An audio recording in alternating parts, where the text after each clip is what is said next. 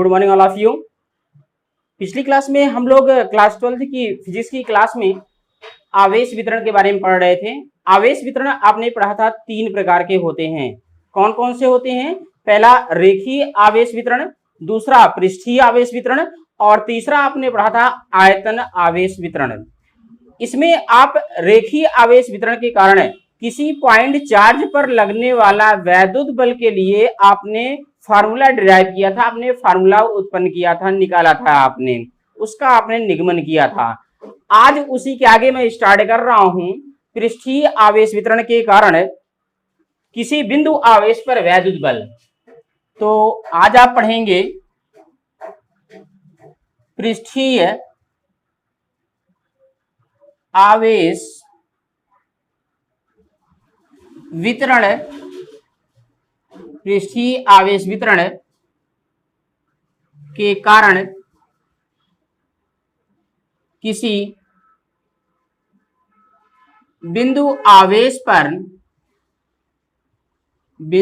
आवेश पर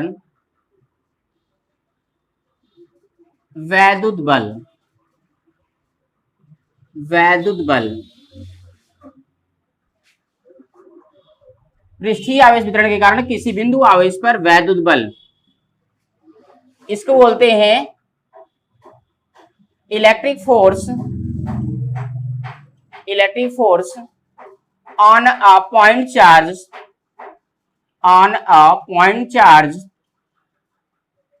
due to surface charge distribution.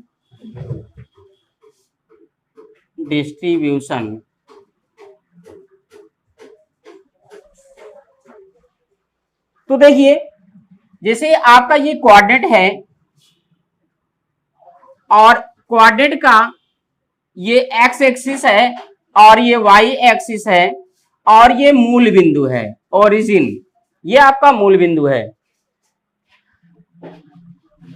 यहां पर एक कोई पृष्ठ वाली वस्तु जिसमें सरफेस है, क्षेत्रफल है, यहां पर रखा हुआ है और ये मान लेते हैं एक समान रूप से चार्ज है। इस पर जो चार्ज है एक समान रूप से डिस्ट्रीब्यूट है, एक समान रूप से फैला हुआ है और इसी पर एक पॉइंट ए है, पॉइंट ए, ये पॉइंट ए है।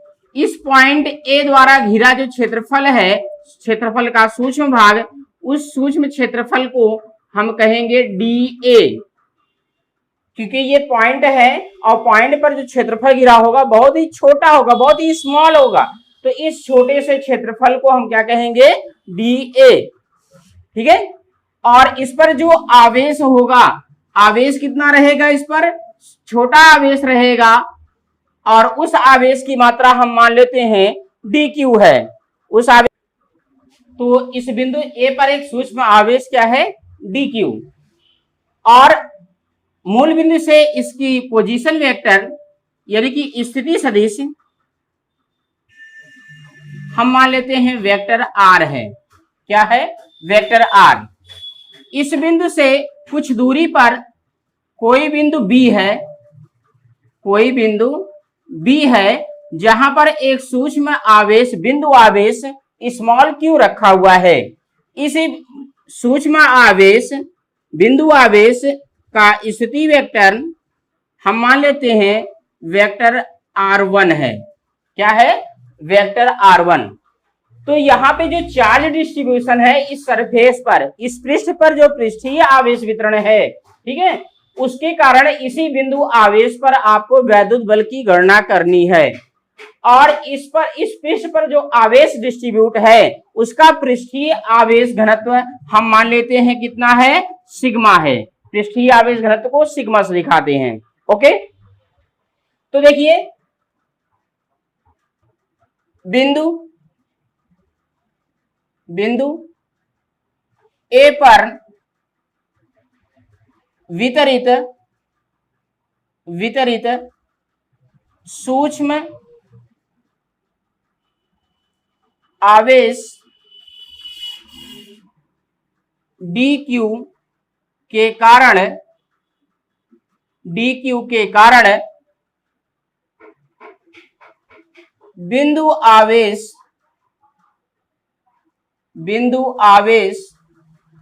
स्मॉल क्यू पर आरोपित वैद्युत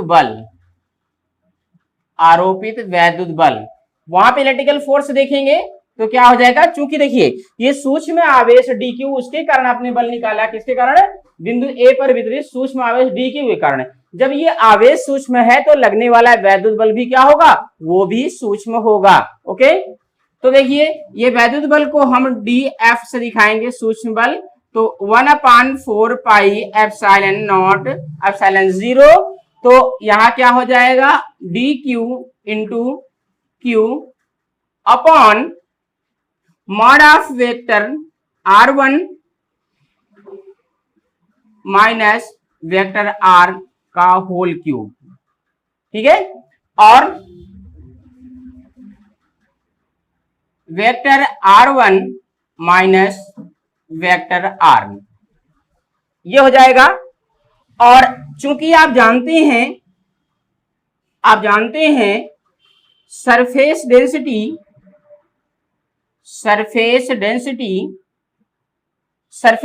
को किससे दिखाते हैं, सिग्मा से। Surface density sigma equal to क्या हो जाएगा, dq अपॉन dA। एक क्षेत्रफल में dq आवेश है तो dq अपॉन dA, तो यहां से अगर हम dq फाइंड कर लेंगे तो इसका इसमें मल्टीप्लाई हो जाएगा, dq निकालेंगे तो इसका इसमें मल्टीप्लाई हो जाएगा, तो ये हो जाएगा सिग्मा इंटू dA। अब देखिए जो dq का ये मान आया है, ये dq का मान हम यहां पर रख देंगे, dq का मान क्या करेंगे, यहां पर रख देंगे। अगर मान लीजिए ये इक्वेशन फर्स्ट है तो dq का मान समीकरण 1 में रख दीजिए। ठीक है, तो देखिए dq का मान समीकरण 1 में रखने पर, अगर समीकरण 1 में रख देंगे तो क्या हो जाएगा, vector D F is equal to 1/4 pi epsilon 0, और dq के स्थान पे ये मान रख देंगे तो ये जाएगा sigma into dA into Q upon mod of vector r1 minus vector r का whole cube, vector r1 minus vector r, ये हो जाएगा। ये तो सूक्ष्म आवेश dq के कारण था। अब संपूर्ण आवेश वितरण के कारण बिंदु आवेश q पर लगने वाला बल, तो देखिए संपूर्ण पृष्ठीय आवेश वितरण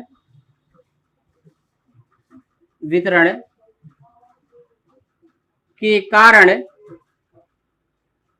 संपूर्ण पृष्ठीय आवेश वितरण के कारण बिंदु आवेश Q पर कार्यरत वैद्युत बल,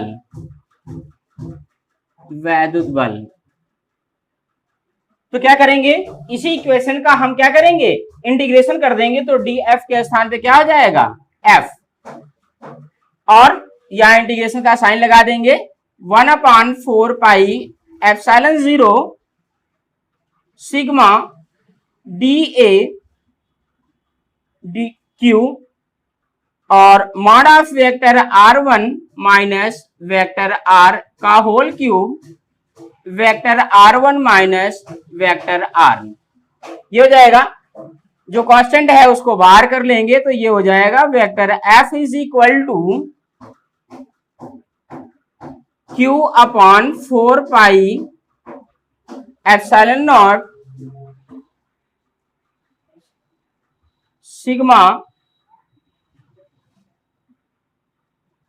r1 R upon mod of vector R1 minus vector R का होल क्यूब इंटू DA। तो ये फार्मूला आपका हो जाएगा, ठीक है। तो ये फार्मूला आपका आ गया। इस पृष्ठ पर जो आवेश वितरण था, जो आवेश वितरित था, डिस्ट्रीब्यूट था, एक समान रूप से आवेश डिस्ट्रीब्यूट था, उसी आवेश वितरण के कारण इस बिंदु आवेश पर लगने वाले बल के लिए ये फार्मूला हो गया, ठीक है। आप इसका स्क्रीनशॉट ले लीजिए एक बार।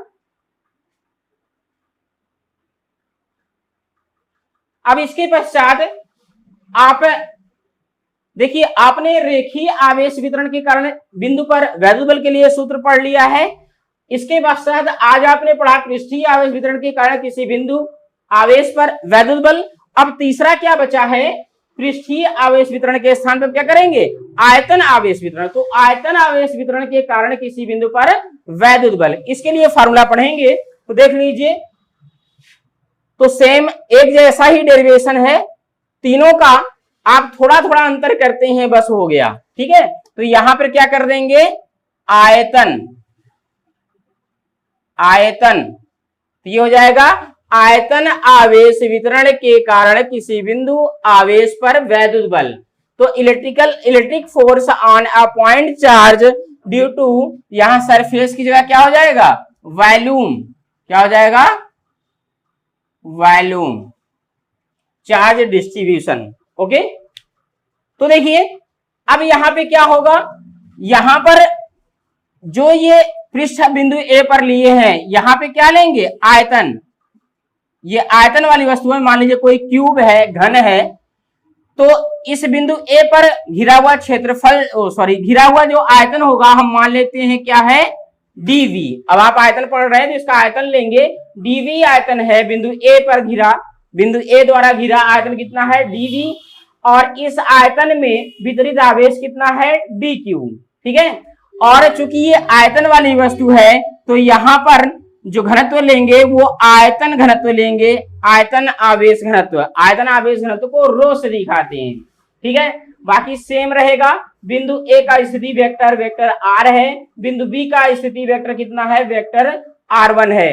बिंदु बी पर ये सूक्ष्म क्या रखा हुआ है, बिंदु आवेश रखा हुआ है, ठीक है। तो इसी आयतन डिस्ट्रीब्यूशन के कारण, आयतन आवेश वितरण के कारण आपको इस बिंदु आवेश पर लगने वाले वैद्युत बल के लिए फार्मूला डिराइव करना है, फार्मूला निकालना है। ओके, तो जैसा डेरिवेशन आपने पिछला किया है, सेम डेरिवेशन वही है।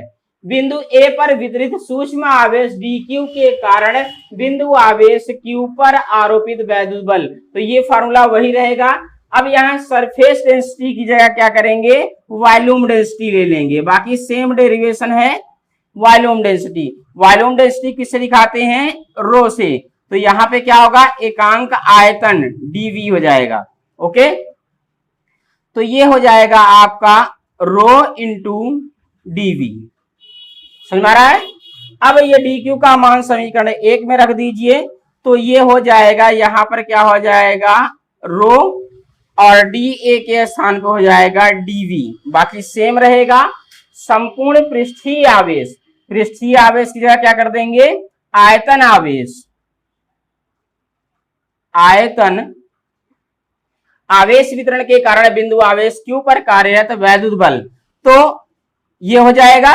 और यहां पे देखिए, जब dq का मान रख देंगे आप, नहीं मान आपने रख दिया, अब इंटीग्रेशन करेंगे इस समीकरण का, इस समीकरण का इंटीग्रेशन कर देंगे, तो ये हो जाएगा आपका रो, ये dv, इंटीग्रेशन का चिन्ह लगा देंगे, इंटीग्रेशन कर देंगे तो कांस्टेंट वैल्यू बाहर कर लेंगे, तो यहां पे क्या हो जाएगा, रो, और ये हो जाएगा dv।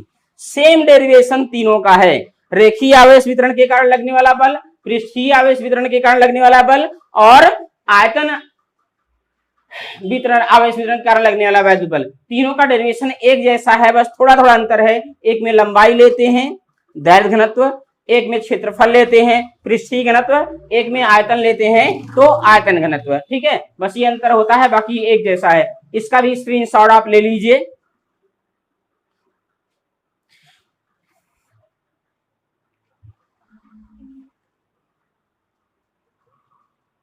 इसके पश्चात हो गया ये।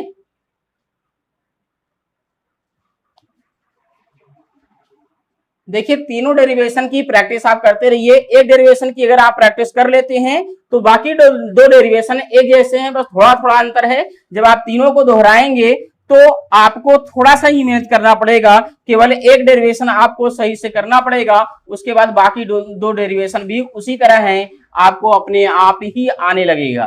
ठीक है, इसलिए प्रैक्टिस आपकी होनी चाहिए।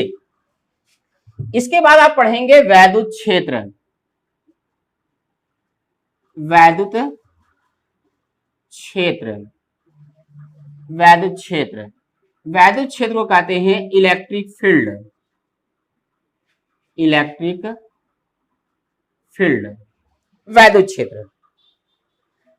देखिए वैद्युत क्षेत्र होता क्या है, हमने आपको बताया था कि वैद्युत वर्ड कहीं भी आता है, वो वैद्युत वर्ड आवेश का प्रभाव होता है। कोई भी आवेश है, आवेश का प्रभाव, अगर वैद्युत वर्ड है समझ लीजिए आवेश का कहीं ना कहीं इफेक्ट जरूर होगा। ठीक है, तो आवेशों के प्रभाव को ही क्या कहते हैं, वैद्युत। ठीक है, अब आता है वैद्युत क्षेत्र। वैद्युत क्षेत्र के बारे में समझ लीजिए, जैसे आप कहते हो कि ये हमारा क्षेत्र है, ठीक है, वहां तक मेरा क्षेत्र है, आप कहते हो ना।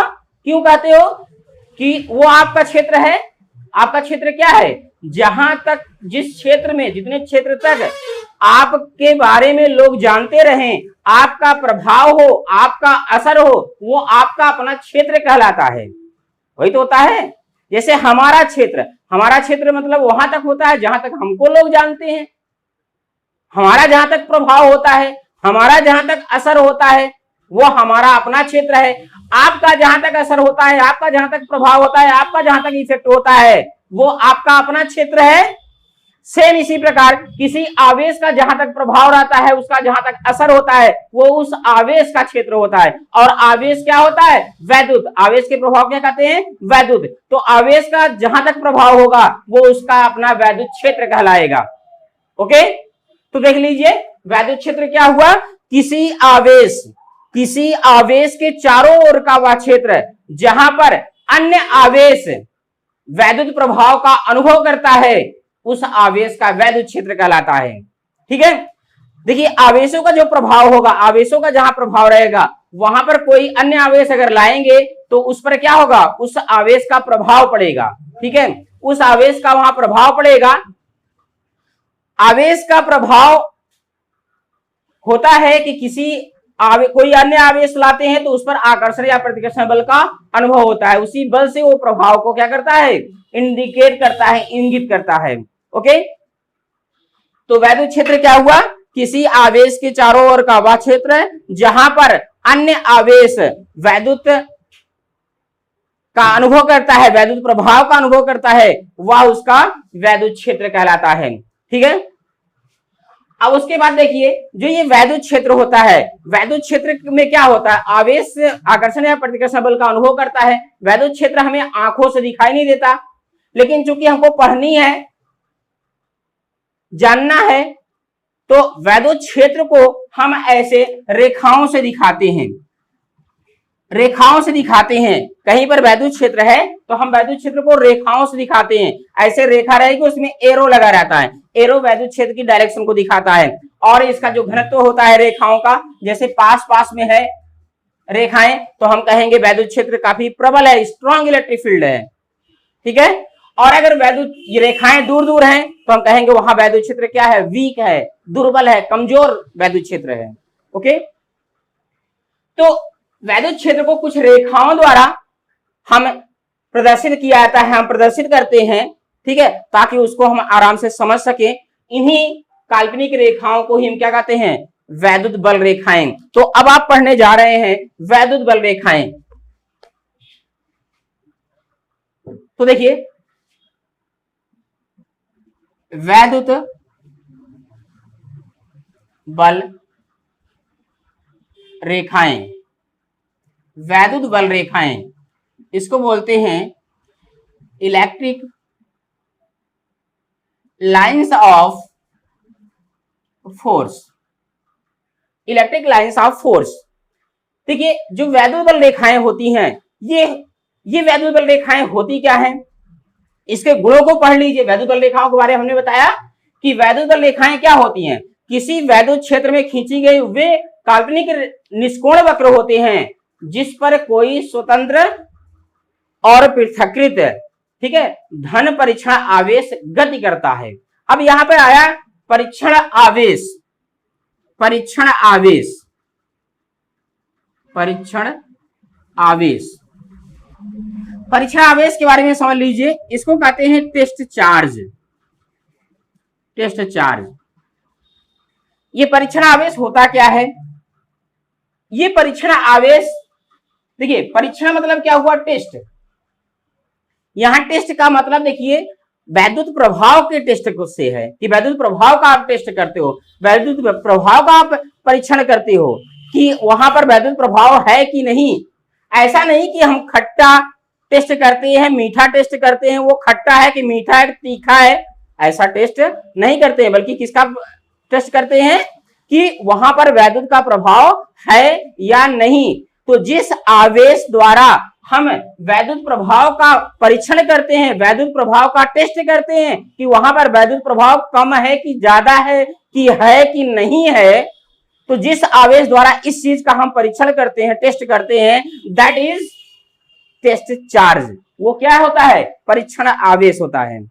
ओके, अब बात ये आती है कि परीक्षण आवेश होता कैसा है। ठीक है, परीक्षण आवेश को हम क्यू नॉट से दिखाते हैं। ये परीक्षण आवेश होता कैसा है, परीक्षण आवेश को हम मानक मानते हैं कि हमेशा किसमें लेते हैं, पॉजिटिव लेते हैं, प्लस चार्ज को लेते हैं। ठीक है, एक मानक है कि स्टैंडर्ड फॉर्म है, ठीक है, ताकि आप अध्ययन अच्छे से कर सके।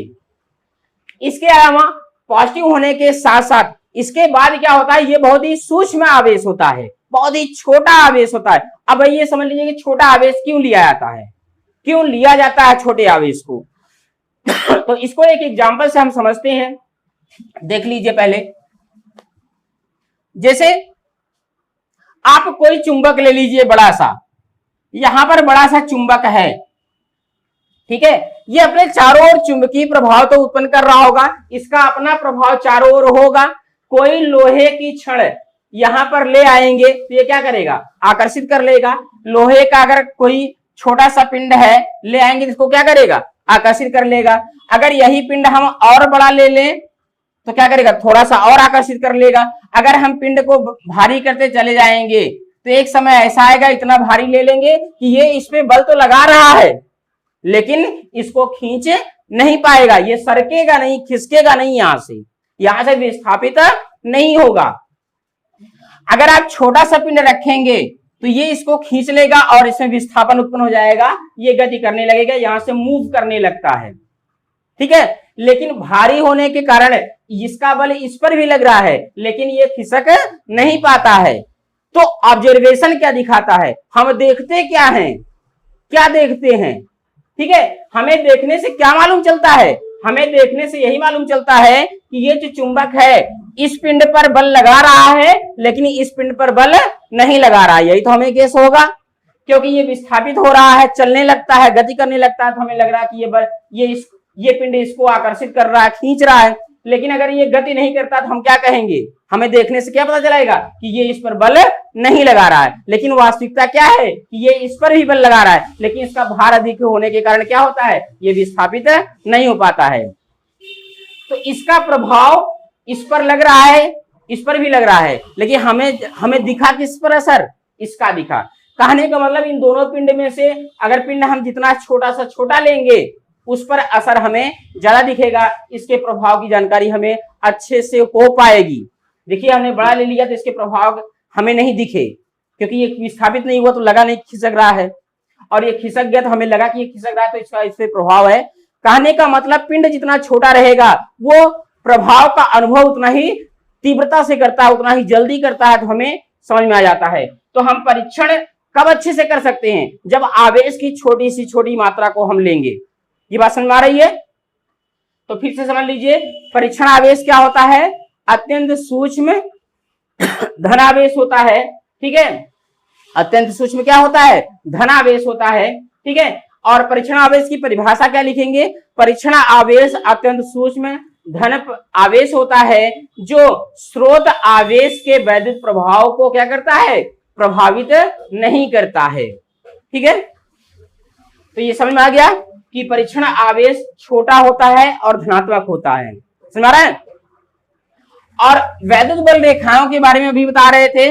तो वैद्युत बल रेखाएं क्या होती हैं, किसी वैद्युत क्षेत्र में खींची गई वो काल्पनिक निष्कोण वक्र होता है जिस पर कोई स्वतंत्र धनात्मक जो परीक्षण आवेश होता है ये गति करता है। परीक्षण आवेश विद्युत क्षेत्र में जिस मार्ग पर गति करेगा वही क्या होगा, वैद्युत बल रेखाएं होंगी। ठीक है, अब वैद्युत बल रेखाओं के गुण के बारे में पढ़ लेते हैं। देखिए, जैसे कोई पॉजिटिव चार्ज है, कहीं पर भी पॉजिटिव चार्ज रखा हुआ है, अगर आप परीक्षण आवेश को यहां रखेंगे तो ये प्लस है, परीक्षण आवेश प्लस होता ही है, तो इसको क्या करेगा, प्रतिकर्षित करेगा। ऐसे पकड़ के आपने रखा हुआ है और इसको छोड़ देंगे तो इस पे बल बाहर की ओर लग रहा है तो ये ऐसे चला जाएगा, यानी कि बल रेखाएं ऐसे जाएंगी। अगर यहाँ पे ये अगर प्लस चार्ज आप रखते हैं परीक्षण आवेश तो ये प्रतिकर्षित करेगा, ये ऐसे आएगा। यहाँ रख देंगे तो बाहर की ओर प्रतिकर्षित करेगा, ऐसे जाएगा। यहाँ रख देंगे तो ये प्रतिकर्षित करेगा, ऐसे जाएगा। ठीक है, तो हम ये कह सकते हैं कि धन आवेश से जो वैद्युत बल रेखाएं होती हैं वो बाहर की ओर जाती है। किधर जाती हैं, बाहर की ओर। ये ध्यान रखिएगा, पॉजिटिव चार्ज से बल रेखाएं हमेशा बाहर की ओर होती हैं ऐसे। और हमेशा ये ध्यान रखिएगा इसके तल के लंबवत ही जाती हैं। कोई भी ये पिंड आवेश है तो उसके तल के लंबवत होती हैं। तो धन आवेश रहेगा तो उससे बल रेखाएं हमेशा बाहर की ओर जाएंगी, ये ध्यान रखिएगा। अब इसी का अपोजिट अगर हम लेते हैं माइनस चार्ज, कोई माइनस चार्ज, अगर आप परीक्षण आवेश को यहां लेते हैं और परीक्षण आवेश क्या है, पॉजिटिव होता है और ये निगेटिव होता है। आप जानते हैं पॉजिटिव और निगेटिव एक दूसरे को आकर्षित करते हैं, क्योंकि ये छोटा है तो एक खींच के जाएगा तो इसकी ओर जाएगा। ऐसे यहां रख देंगे तो इसकी ओर आएगा, यहां रख देंगे तो इसकी ओर आएगा, यहां रख देंगे तो इसकी ओर आएगा। तो ऋण आवेश की जो वैद्युत बल रेखाएं होती हैं वो क्या होती हैं, इसकी ओर होती हैं। ये माइनस चार्ज है, ठीक है, इसकी ओर। तो ये हमेशा ध्यान रखिए, धन आवेश की जो वैद्युत बल रेखाएं होती हैं वो उससे बाहर की ओर होती हैं और ऋण आवेश की जो वैद्युत बल रेखाएं होती हैं वो उसकी ओर होती हैं।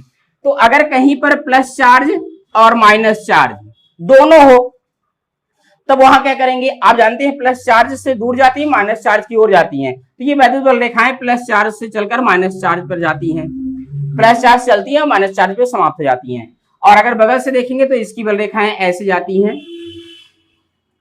इस तरह से, इस तरह से वैद्युत बल रेखाएं होती हैं, इसकी ओर आती हैं और यहां से इससे बाहर की ओर जाती हैं। ये पॉजिटिव निगेटिव चार्ज रहती है तो ऐसी होती है। ठीक है, अब इन वैद्युत बल रेखाओं के गुण के बारे में पढ़ लेते हैं, properties of electric lines of force. ठीक है, उनके गुणों के बारे में पढ़ लेते हैं। तो देखिए, ये जो वैद्युत बल रेखाएं होती हैं, ये वैद्युत बल रेखाएं क्या होती हैं, धन आवेश से चलकर, ये वैद्युत बल रेखाएं धन आवेश से चलकर ऋण आवेश पर क्या जाती हैं, समाप्त हो जाती हैं। वैद्युत बल रेखाएं धन आवेश से चलकर ऋण आवेश पर समाप्त हो जाती हैं, यानी कि ये खुला वक्र बनाती हैं। ठीक है, बंद वक्र नहीं बनाती हैं, ओपन कर्व बनाती हैं। ठीक है, और जो वैद्युत बल रेखाएं होती हैं, ये वैद्युत बल रेखाएं लंबाई के अनुदिश सिकुड़ने का प्रयास करते हैं। ठीक है, सिकुड़ने का प्रयास करते हैं, रबड़, ठीक है, वो सिकुड़ने का प्रयास करते हैं। जैसे देख लीजिए, जैसे शायद आपको दिख रहा हो सकता ना दिख रहा हो, हम आपको पास से दिखा दे रहे हैं। ये रबड़ है, अगर आप लंबाई में तानते हैं तो इसमें क्या है, लंबाई के अंदर सिकुड़ने का गुण होगा। अगर हम छोड़ देंगे तो क्या होगा, ऐसे सिकुड़ जाएगा। देखिए, अगर हम इसको छोड़ेंगे तो क्या होगा, ऐसे सिकुड़ेगा। समझ आ रहा है। ठीक है, तो जैसे इस रबड़ में, तने हुए इस रबड़ में लंबाई के अंदर सिकुड़ने का गुण होता है, उसी प्रकार इस बल रेखाओं में भी क्या होता है, लंबाई, जैसे बल रेखा है तो लंबाई के अंदर सिकुड़ने का गुण होता है। ठीक है, इसी सिकुड़ने के गुण के कारण जो दो विजातीय आवेश होते हैं, जैसे एक प्लस है एक माइनस है, इसी गुण के कारण उनमें क्या होता है, आकर्षण का गुण होता है, एक दूसरे को खींचते हैं। अब इसी प्रकार जैसे दो बल रेखाएं हैं तो इन बल रेखाओं में लंबाई के अंदिश दूर दूर फैलने का गुण होता है। जैसे इसको ये इस पर बाहर की ओर बल लगाएगा, वो इस पर बाहर की ओर बल लगाएगा। ठीक है, जैसे ये तनाव है, ठीक है, इस पे ऊपर वाले पे ऊपर लगेगा, नीचे वाले पे नीचे लगेगा। ऐसे लंबाई के अनुदिश दूर दूर हटने का गुण होता है, समझ में आ रहा है? ऐसे दूर दूर हटने का गुण होता है। तो इसी गुण के कारण जो सजातीय आवेश होते हैं, वो सजातीय आवेशों में क्या होता है? प्रतिकर्षण होता है। फिर से समझ लीजिए, वैद्युत बल रेखाओं में लंबाई के अनुदिश सिकुड़ने का गुण होता है, इसीलिए विजातीय आवेश में आकर्षण होता है। और वैद्युत बल रेखाओं के बीच लंबाई के अनुदिश दूर दूर फैलने का गुण होता है, इसी के कारण जो सजातीय आवेश है उसमें क्या होता है? प्रतिकर्षण होता है। अब इनके अलावा देखिए, ये वैद्युत क्षेत्र को दिखाती हैं। जहां पर ये वैद्युत बल रेखाएं काफी सघन होंगी, सघन मतलब वैद्युत बल रेखाएं काफी पास पास होंगी, ठीक है, काफी डेंस होंगी। ठीक है, अगर वैद्युत बल रेखाएं काफी पास पास हैं, ऐसे ऐसे काफी पास पास हैं, तो समझ लीजिए वहां पर वैद्युत क्षेत्र बहुत ही प्रबल है, स्ट्रॉन्ग इलेक्ट्रिक फील्ड। क्या है? Strong electric field. वहां पर इलेक्ट्रिक फील्ड बहुत ही स्ट्रांग है, वहां पे बहुत ही प्रबल वैद्युत क्षेत्र है, मजबूत वैद्युत क्षेत्र है। ठीक है, और जहां पर वैद्युत बल रेखाएं दूर दूर हो, जैसे यहां पर ऐसे, यहां पर ऐसे काफी दूर दूर हो, तो यहां पर जो वैद्युत बल रेखाएं होंगी वो क्या होगा? वो वीक इलेक्ट्रिक फील्ड को दर्शाती है। वीक इलेक्ट्रिक फील्ड मतलब दुर्बल वैद्युत क्षेत्र, कमजोर वैद्युत क्षेत्र को दिखाती है। ठीक है, तो फिर से समझ लीजिए, प्रबल वैद्युत क्षेत्र में वैद्युत बल रेखाएं काफी सघन होती हैं, और दुर्बल वैद्युत क्षेत्र में वैद्युत बल रेखाएं क्या होती हैं? विरल होती हैं, दूर दूर होती हैं। ठीक है, अब देख लीजिए, ये तो प्रबल वैद्युत क्षेत्र में आपने पढ़ लिया कि सघन होती हैं, दुर्बल वैद्युत क्षेत्र में आपने देखा कि विरल होती हैं। अब अगर एक समान वैद्युत क्षेत्र रहेगा, एक समान वैद्युत क्षेत्र, इसे कहते हैं यूनिफॉर्म इलेक्ट्रिक फील्ड। क्या बोलते हैं? Uniform electric field. अगर यूनिफॉर्म इलेक्ट्रिक फील्ड है, एक समान वैद्युत क्षेत्र है, तो एक समान वैद्युत क्षेत्र में जो बल रेखाएं होती हैं वो क्या होती हैं? एक दूसरे के समांतर होती हैं,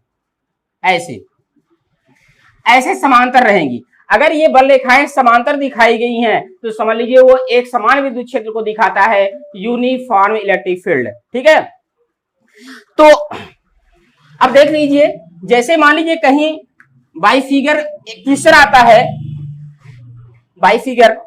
आता है, ऐसे यहां पर एक बिंदु यहां पर दे दिया ए, एक बिंदु यहां पर दे दिया बी, और ऐसे यहां फिगर बना दिया।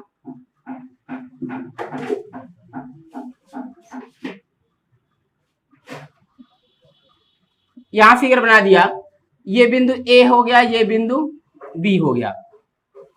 ठीक है, अब देखिए यहां पर ये बल रेखाएं क्या हैं? समांतर हैं, एक दूसरे के समांतर हैं। तो हमने बताया था कि समांतर विद्युत बल रेखाएं हैं, इसका मतलब क्या हुआ कि विद्युत क्षेत्र एक समान है। पॉइंट ए पर जो इलेक्ट्रिक फील्ड होगा, इलेक्ट्रिक फील्ड पॉइंट ए, इसको ई ए से दिखाएंगे, क्योंकि इलेक्ट्रिक फील्ड को इस दिखाते हैं, तो बिंदु ए पे इलेक्ट्रिक फील्ड क्या होगा? ई ए। और बिंदु बी पर इलेक्ट्रिक फील्ड देखेंगे तो इसे ई बी से दिखाएंगे। अगर ये पूछता है कि ई ए और ई बी, यानी कि बिंदु ए पे इलेक्ट्रिक फील्ड और बिंदु बी पे इलेक्ट्रिक फील्ड में से कौन सा इलेक्ट्रिक फील्ड बड़ा है, तो इसमें क्या रिलेशन है? ठीक है, तो ये एक समान वैद्युत क्षेत्र है, तो यहाँ पे इलेक्ट्रिक फील्ड क्या होंगे? बराबर होंगे। ठीक है, क्योंकि समांतर बल रेखाएं दिखाया गया है। ठीक है, और यहाँ पे देखिए, यहाँ पर बिंदु ए के चारों ओर जो वैद्युत बल रेखाएं हैं ये सघन है, और बिंदु बी पर जो वैद्युत बल रेखाएं हैं वो क्या है? विरल हैं, दूर दूर हैं। ठीक है, इसका मतलब यहाँ पे इलेक्ट्रिक फील्ड और यहाँ पे इलेक्ट्रिक फील्ड, अगर इन दोनों में देखेंगे तो यहाँ का इलेक्ट्रिक फील्ड क्या है? ज्यादा है, प्रबल है। तो इसको हम कैसे दिखाएंगे? Electric field on point A is greater than electric field of point B. ठीक है, इलेक्ट्रिक फील्ड ए जो है ए पॉइंट पर वो अधिक होगा बी पे इलेक्ट्रिक फील्ड से। ठीक है, तो बाई फिगर ये समझ में आ रहा होगा आपको।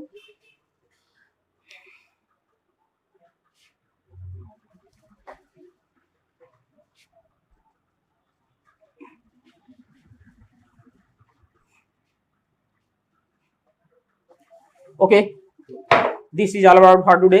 Thank you.